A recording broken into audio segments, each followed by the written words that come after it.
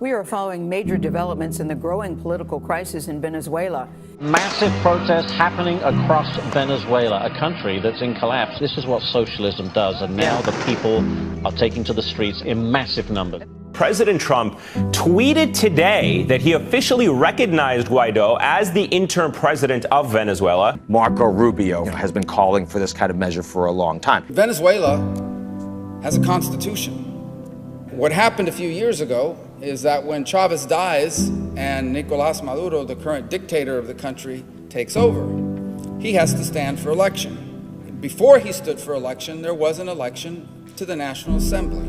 And the party that was Hugo Chávez's party and now Maduro's party was trounced. And Maduro realized that his party and he himself could not survive in a truly democratic system. Dozens of pro-government activists stormed onto the grounds and attacked opposition politicians.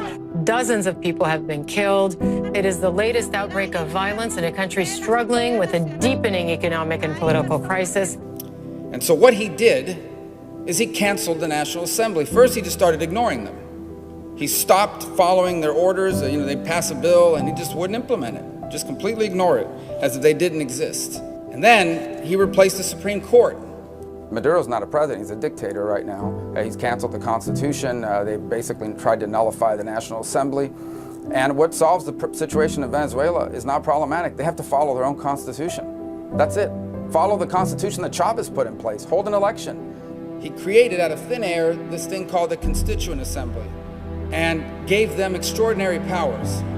And one of the things that Constituent Assembly did is they created an election late last spring. It wasn't a real election. These elections were neither free nor fair. But this is an election that has been declared illegitimate by most democracies, certainly most of Latin America, by the United States, by Canada.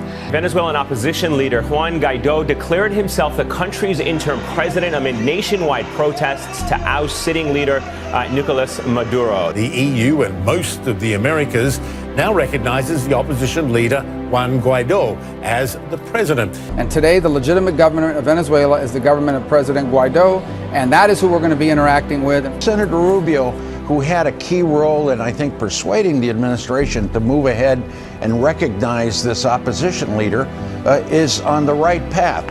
Peaceful transfer of power. And that, for me, means elections, internationally supervised elections. Not only is this an opportunity to do the right thing in Venezuela, it's an opportunity to give the start to a new hemispheric reality, a new Latin American reality that serves the national interests of this country and allows us to live in a hemisphere that is free and prosperous, where people do not have to abandon their homelands, where people can stay in their countries if they so choose and raise their families and not have to undertake dangerous journeys to other countries for fear of their lives.